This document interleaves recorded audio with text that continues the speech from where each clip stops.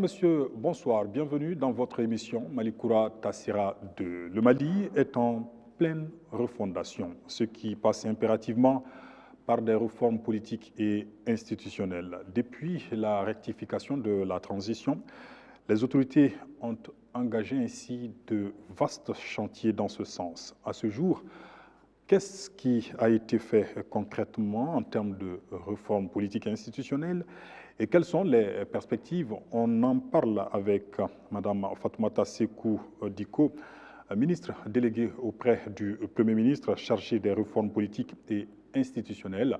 Madame la ministre, bonsoir. Bonsoir. Merci d'avoir répondu à notre invitation. En plateau, avec moi pour conduire cet entretien, Mariam Maïga du studio Tamani. Bonsoir Mariam. Bonsoir Ibrahima, bonsoir Madame la Ministre. Encore une fois, merci de nous rejoindre sur l'ERTM et sur l'ensemble de nos médias partenaires. Madame la Ministre, ma première question, lorsqu'on parle de réforme politique et institutionnelle, quel champ cela couvre essentiellement?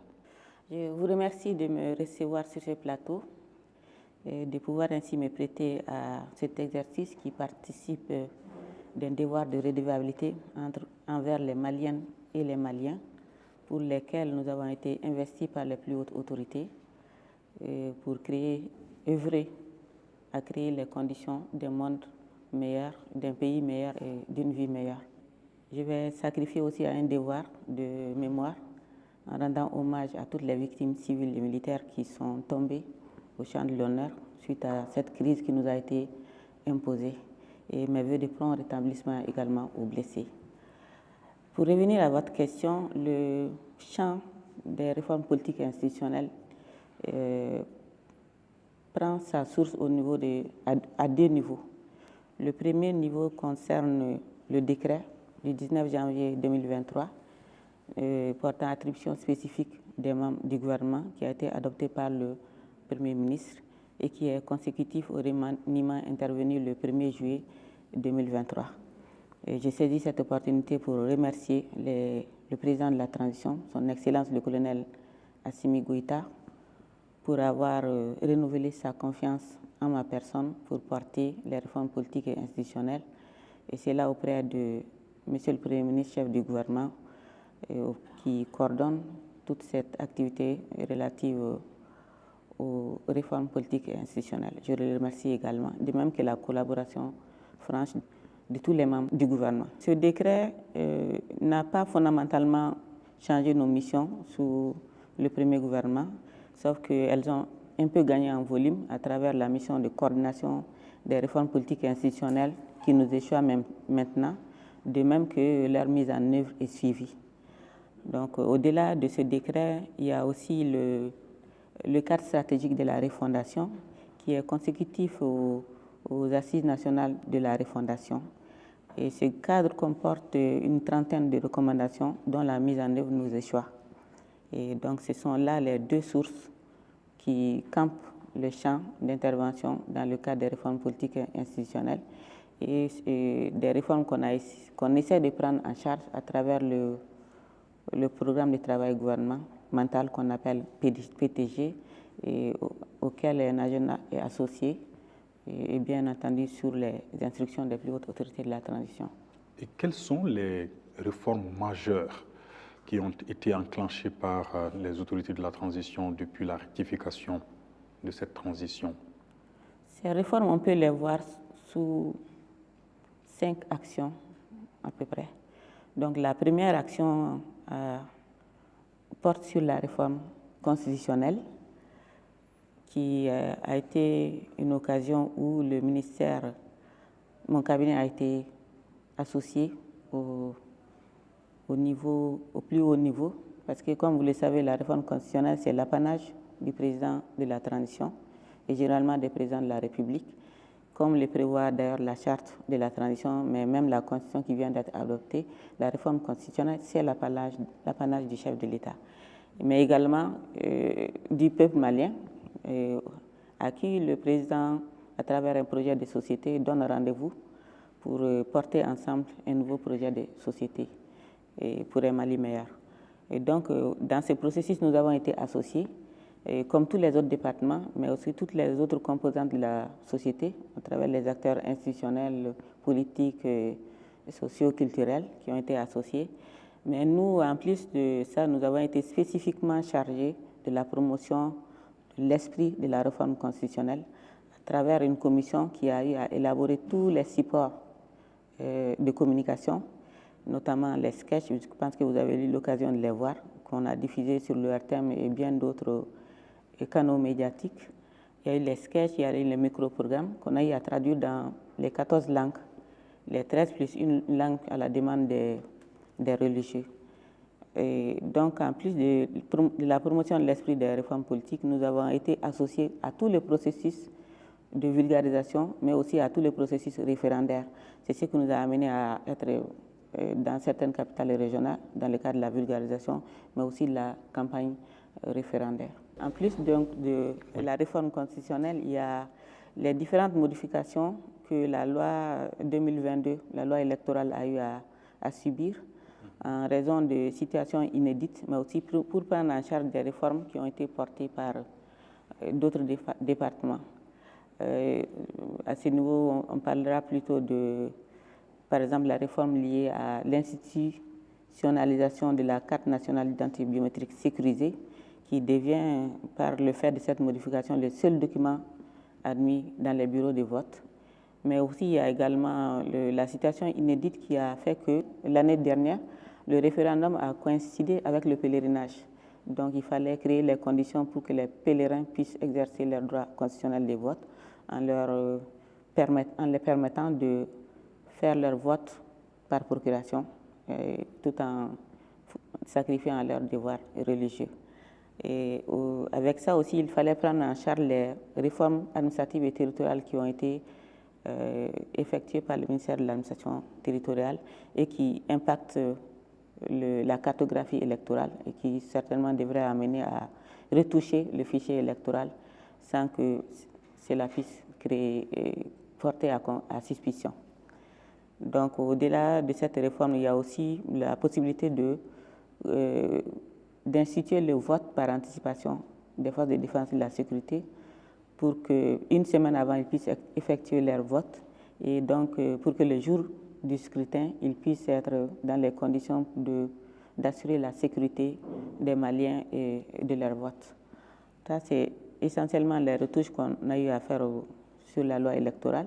Et le troisième point concerne la création d'un site au niveau de mon cabinet qui est dédié à la promotion de l'esprit des réformes politiques et institutionnelles. C'est sur financement du budget national et ce site nous a permis de faire connaître toutes les réformes en cours au niveau de non seulement les réformes effectuées par le triumvirat, mais également les réformes majeures effectuées au niveau de tous les départements sectoriels. Et le site est très actif et très visité. Il est aussi bien à l'intérieur comme à l'extérieur du Mali.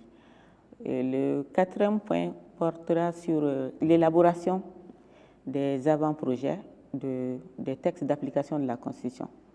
Donc, les plus hautes autorités de la transition nous ont chargé d'élaborer à peu près 6 textes qui concernent les lois organiques sur les députés, les lois organiques sur les sénateurs, le Conseil économique, social, environnemental et culturel, la loi qui fixe également, la loi organique, le nombre de membres du gouvernement, et puis les textes réglementaires afférents à toutes ces lois organiques ou pas, mais également nous sommes en train de nous orienter vers les travaux ont débuté, la réforme du système partisan à travers la relecture de la charte des partis politiques qui date de 2005. Je pense qu'on a à un an près, on est à 20 ans.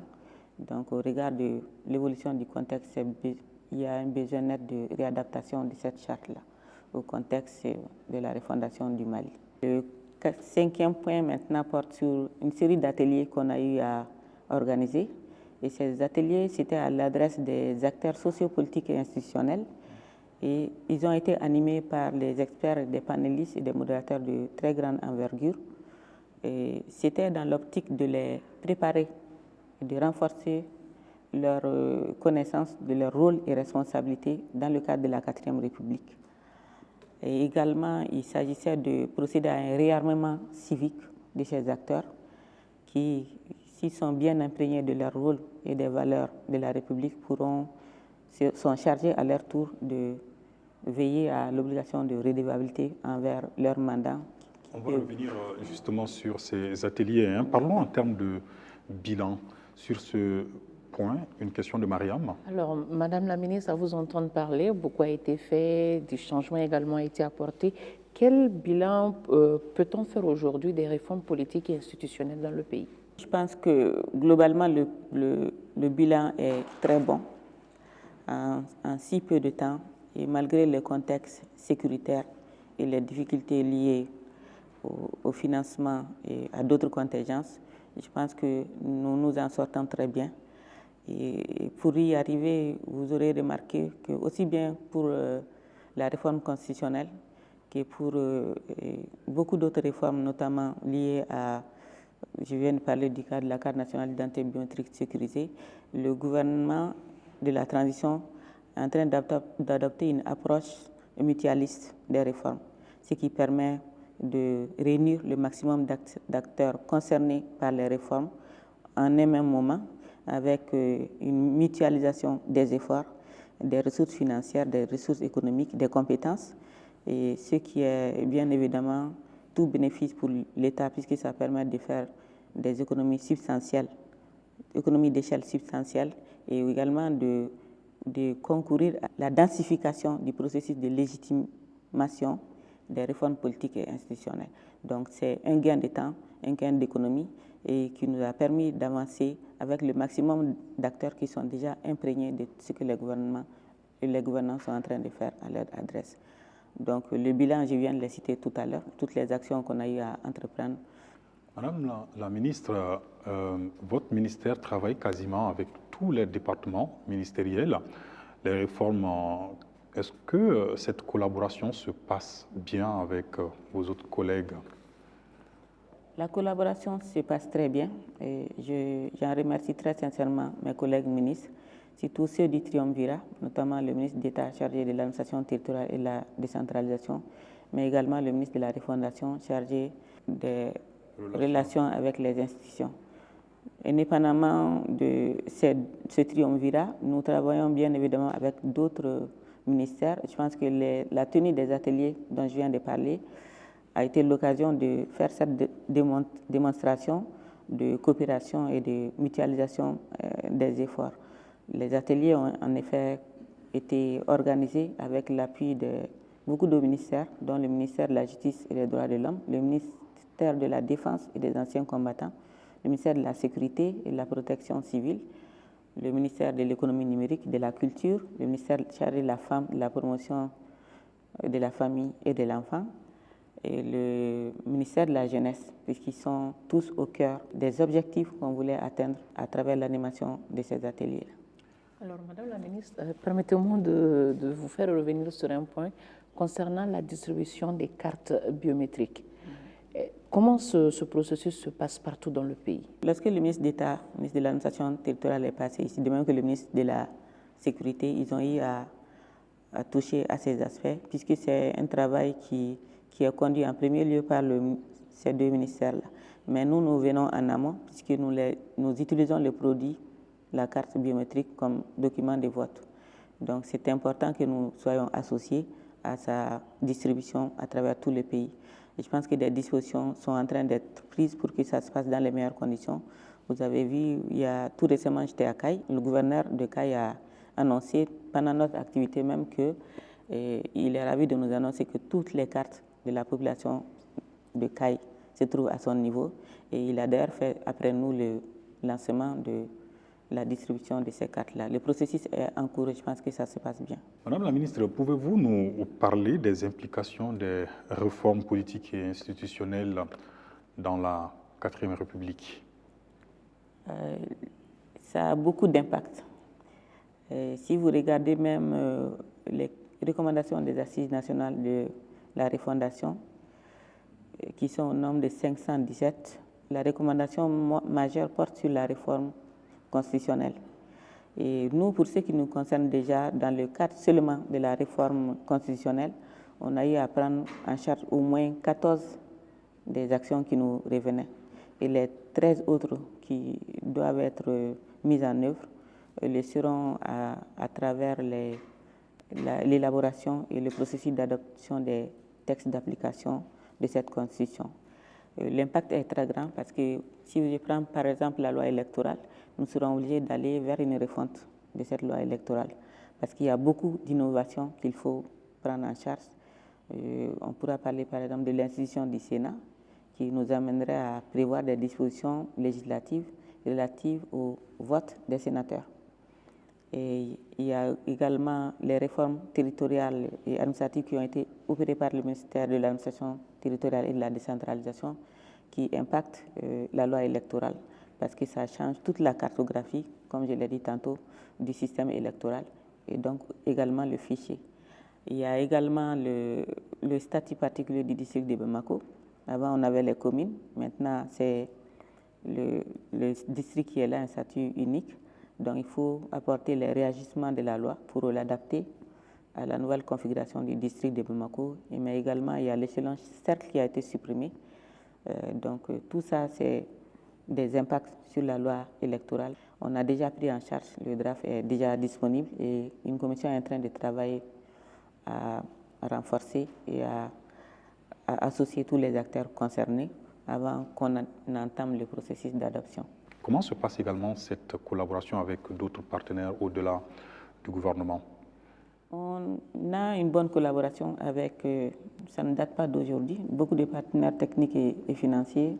Il n'y a pas que le PAREM, le programme d'appui aux réformes et aux élections au Mali, à travers le PNUD, mais il y a également l'USAID depuis longtemps. Donc il y a beaucoup d'autres partenaires étrangers, mais également il y a les partenaires nationaux, et les partis politiques, les organisations de la société civile, et les autorités et légitimités traditionnelles, toutes les couches, les femmes, les jeunes, qui sont intéressés dans le cadre du processus de validation et de légitimation des textes qu'on entreprend avant d'entamer le processus administratif. Donc tout au long, si vous regardez, notre travail, c'est généralement un travail d'étude pour identifier les failles, les dysfonctionnements et les insuffisances et les vides juridiques et de réfléchir au moins de les combler ou de les ajuster.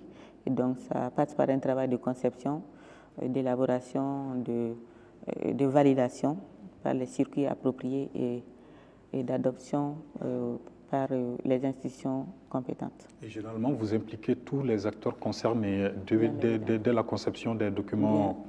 La conception, c'est au niveau technique d'abord, parce qu'on s'est fondé sur la vision de refondation de l'État. Donc c'est la vision qui est d'ici dans les recommandations des assises, la feuille de route, et nos missions qui sont déterminées par décret, mais également tout autre document, tel que le document du cadre stratégique de la refondation. Nos visions doivent s'insérer, nos activités s'insèrent dans ces documents-là. Et c'est après avoir fait une conception, un travail de conception, qu'on s'oriente en ce moment vers les acteurs concernés par ces différents textes qu'on élabore. Madame la ministre, votre département a récemment organisé une série d'ateliers sur la 4e République. Pouvez-vous nous en dire davantage? Les ateliers ont été l'occasion d'aller vers une plus grande appropriation des dispositions de la Constitution. C'est vrai qu'il y a eu la vulgarisation, il y a eu la campagne référendaire, mais c'est toujours bon de réunir les acteurs concernés et les acteurs constitutionnels, puisqu'ils sont cités dans la Constitution. Et vous avez dû remarquer qu'en plus des partis politiques, la nouvelle Constitution parle aussi des organisations de la société civile, il parle de l'administration, des autorités indépendantes, il y a les légitimités traditionnelles, il y a forces de défense et de sécurité qui sont là-dedans.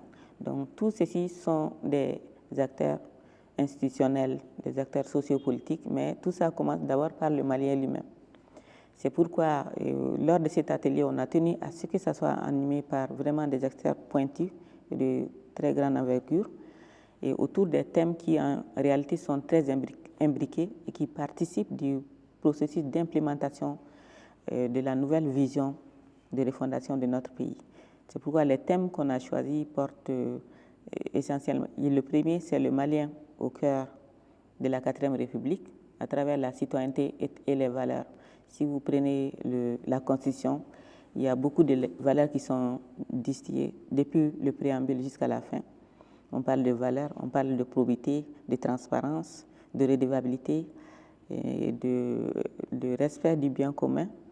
Et on parle aussi de déontologie et d'éthique, tout ce qui est valeur républicaine, mais aussi valeur traditionnelle.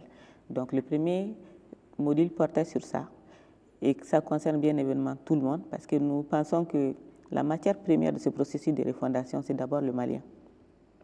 C'est d'abord le Malien. Et le président de la transition le dit tout le temps, de même que le Premier ministre. Il faut que ce soit qu'on œuvre à l'avènement d'un Mali d'incoura. Donc, et ça passe par la prise en compte des valeurs. Et les valeurs dans ce processus-là sont pour moi un peu comme le sang qui irrigue le corps humain. Donc, ils doivent être associés à tous les processus de prise de décision, d'action des Maliens. Parce que chaque Malien à son niveau, que ce soit à son niveau pour ceux qui sont les dirigeants, mais également ceux qui sont dans des regroupements comme les associations, ils développent aussi des partenariats. C'est de faire en sorte que ces partenariats s'insèrent dans le cadre sous les prismes des 2 triptyques qui ont été édictés par les plus hautes autorités de la transition. Et le premier qui a bénéficié de l'onction constitutionnelle, notamment le respect de la souveraineté, le respect des choix stratégiques et de partenariat et la défense de ses intérêts. Quant au second triptyque, il porte sur la défense, la diplomatie et le développement. Donc chacun à son niveau doit veiller à ne pas prendre des décisions ou à ne pas faire des actions qui peuvent être à rebours de cette vision-là. Donc c'est pourquoi on a insisté sur ce sous-thème-là, et il est complété par 4 autres qui portent sur la gouvernance politique, institutionnelle et électorale, la gouvernance territoriale et administrative, la lutte contre la corruption qui est vraiment au goût du jour et dans laquelle les citoyens ont un très grand rôle à jouer, mais également dans la défense nationale du pays, dans sa composante militaire aussi bien que civile. Alors, Madame la ministre, est-ce que cette série d'ateliers s'est tenue partout dans le pays où les participants, comme vous avez dit, il y avait la société civile, ils vont être des relais pour vous auprès des communautés également? Bien sûr. Comme je l'ai dit lors du discours de lancement de la cérémonie d'ouverture des ateliers, les Maliens sont au nombre de plus de 22 millions d'habitants et sur une référence spatiale d'1,241,000 et quelques kilomètres carrés. Et ça, c'est sans compter les juridictions d'ambassade à l'extérieur. Donc, on ne peut pas aller vers tout le monde. Donc, nous avons choisi ces relais constitutionnels pour qu'ils soient nos porte-voix pour faire ce travail-là dans leur propre vision. Et donc, c'est comme ça qu'on peut atteindre le plus grand nombre de Maliens. Et ces ateliers, c'est un début. On a pu les faire à Bamako d'abord, et ensuite Kaye, Koulikoro, Mopti. Mais nous avons instruction de continuer avec ces ateliers-là que les Maliens ont vraiment bien apprécié. Partout où on a été, c'était un réel engouement pour les contenus et pour les échanges qui ont eu lieu et que certains ont même trouvé inédits. Donc nous avons l'instruction de continuer, même si c'est sous d'autres formats, et nous bénéficions sur ce plan de l'accompagnement de l'État. Je remercie le ministre de l'Économie et des Finances, mais aussi les partenaires qui veulent bien nous accompagner pour qu'on puisse continuer ces ateliers, même si ça peut être sous d'autres formats. Mais nous veillerons à ce que, même si on change de format, que les valeurs soient quand même un module bien en place tout au long de ces ateliers. Mais également, on va voir vers les cibles comme les jeunes, plus spécifiquement les femmes, et pourquoi pas les jeunes militaires. On verra à l'occasion sous quel format évolue. Madame la ministre, toutes ces actions de mise en œuvre des réformes politiques et institutionnelles ne vont pas sans difficulté. Est-ce que vous en avez connu? Les réformes politiques et institutionnelles, par essence, sont extrêmement sensibles. Donc, surtout quand on vient dans un contexte où il y a, depuis quelques décennies, les mêmes pratiques qui sont là. Et lorsque vous amenez des pratiques qui peuvent aller à contre-courant des pratiques, donc ça peut créer des frictions. Mais quand même, nous nous félicitons parce que je pense que les plus hautes autorités de la transition ont compris. C'est pourquoi ils ont inciter cette approche mutualiste dont j'ai parlé, qui consiste depuis en amont, lorsque le département, notre cabinet fait le premier jeu du travail, et donc c'est les plus hautes autorités eux-mêmes mettent en place un processus mutuel qui permet d'associer toutes les composantes intéressées par la réforme en cours et qui permet de partager ça, de prendre les observations tout le monde et qui permet ainsi de gommer beaucoup d'aspérités, d'éclaircir beaucoup de zones d'ombre et qui permet ainsi d'évoluer plus facilement aux étapes suivantes du processus d'adoption des textes. Quelles sont vos perspectives donc pour cette année? Les perspectives, je les ai déjà ébauchées. Il s'agit de continuer le processus d'adoption des textes d'application de la Constitution, mais également de continuer avec les ateliers. Je vous ai dit qu'on vient de recevoir l'instruction d'aller dans ce sens, de continuer vers la réforme du système partisan et de continuer aussi avec la dissémination des réformes politiques et institutionnelles à travers le site www.mdrp.gouv qui est au niveau de mon cabinet et qui fait un excellent travail de dissémination des réformes politiques et institutionnelles. Et est-ce que vous envisagez communiquer davantage dans nos langues officielles, les langues nationales? Nous le faisions déjà bien avant l'officialisation des langues dans la nouvelle constitution. C'était déjà notre approche. Nous allons donc continuer à œuvrer dans ce sens pour que, même dans le processus de promotion de l'esprit des réformes, nous envisageons des partenariats avec peut-être des radios communautaires et autres qui pourront toujours, au niveau de leur réseau médiatique, contribuer dans les langues locales à une meilleure dissémination des réformes politiques et institutionnelles, ce qui permet d'assurer un accompagnement pertinent de la vision de refondation de notre pays et des autorités de la transition. Si vous avez un message particulier à lancer ce soir aux Maliens et à tous ceux qui vous suivent, quel est cet appel, Madame la Ministre? C'est de commencer par remercier le peuple malien pour sa résilience, pour son appui continu, pour avoir compris que souvent les intérêts personnels ne riment pas avec l'intérêt général, eu égard au contexte sécuritaire que nous traversons, d'avoir accepté de mettre en berne leurs droits pour que l'intérêt général puisse prospérer. Et toute chose qui est donc de nature à créer les meilleures conditions de travail pour les plus hautes autorités de la transition qui sont là pour mettre en œuvre leur vision de refondation du pays. Donc je les remercie pour nous avoir facilité cette tâche et je les invite toujours à rester dans cette dynamique en attendant que le processus de maturation du contexte sécuritaire arrive à point. Je ne vais pas terminer aussi sans souhaiter, avec un léger retard, bonne année à toutes les Maliennes et les Maliens. Et bonne fête à nos vaillantes femmes qui sont notre fierté. Merci beaucoup, Madame la Ministre. Merci, Mariam. Merci, Ibrahima. Merci, Madame la Ministre, pour cet échange. Merci également à vous, chers téléspectateurs, et grand merci au Musée national qui nous accueille ici tous les soirs.